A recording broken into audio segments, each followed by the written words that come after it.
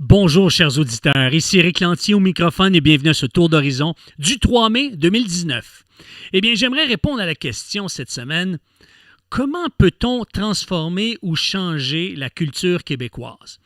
Eh bien, mesdames et messieurs, laissez-moi vous dire en entrée de jeu que j'apprécie et j'aime beaucoup la culture québécoise. Je suis un Québécois, je suis né à Montréal, je suis fier d'être Québécois, j'aime la langue française, j'aime les artistes québécois, j'aime les humoristes québécois, la plupart d'entre eux, beaucoup d'entre eux.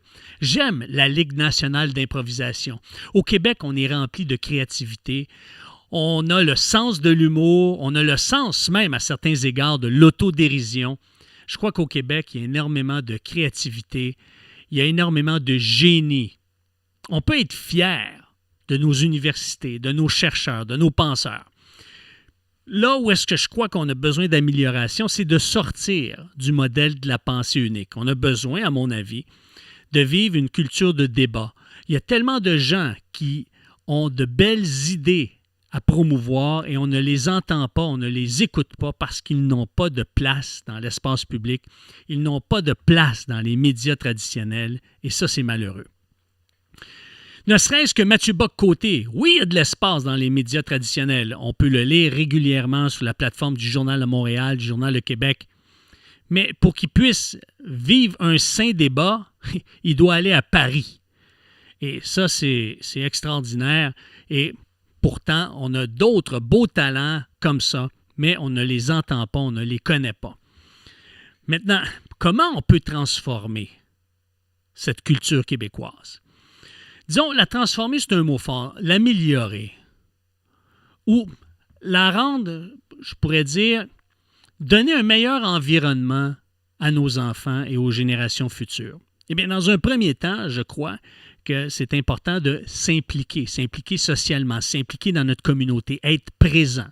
Si on n'est pas présent, on ne peut pas faire la différence. Chacun de nous pouvons influencer notre milieu par nos valeurs, par notre don de soi, par notre altruisme, par notre générosité, par notre temps, par notre écoute, par l'aide qu'on peut apporter aux autres. Ça, c'est une part. À chaque fois qu'on donne et on se donne, on opère un changement, règle générale, positif.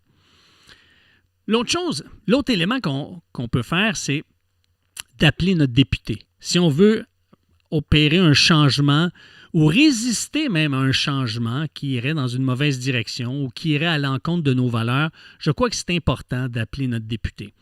Et vous allez dire, ouais, mais moi, je ne suis pas comme toi, je n'ai pas la parole facile. Et puis quand on me lance des arguments, souvent, je ne sais pas quoi répondre. J'ai des valeurs, j'ai des idées, j'ai des croyances, mais de là à savoir comment les défendre auprès de quelqu'un qui est bien articulé, eh bien, ça m'intimide, ça me rend mal à l'aise. Mais sais-tu quoi? Tu n'as pas besoin de faire ça. Tu as juste besoin d'appeler ton député et de dire, écoutez, moi, je veux savoir.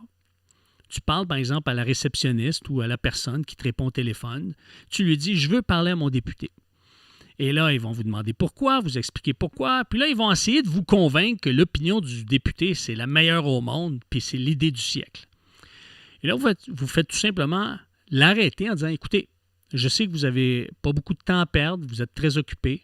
Puis, dans tout respect, je veux juste savoir si mon député va aller dans la même direction que moi. Parce qu'aux prochaines élections, je veux savoir si je vais voter pour lui ou si je ne vais pas voter pour lui ou pour elle, si c'est une femme, évidemment.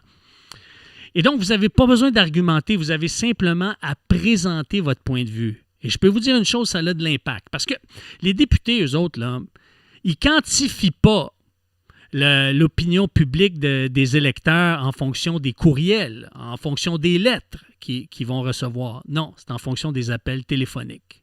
C'est ça qui fait la différence.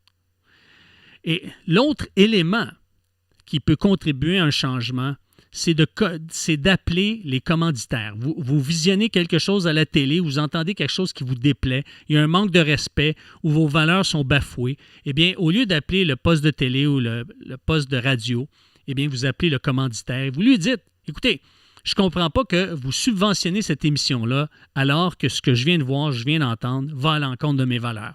En vous impliquant, en appelant votre député et en appelant les commanditaires, c'est certain qu'il peut y avoir un changement social au Québec. Et on peut vivre dans une société qui est déjà excellente Et là, on pourrait vivre dans une société plus qu'excellente. Mais sur ce, puisque le temps file, eh bien, je vous dis merci, au revoir et à la semaine prochaine. Ciao!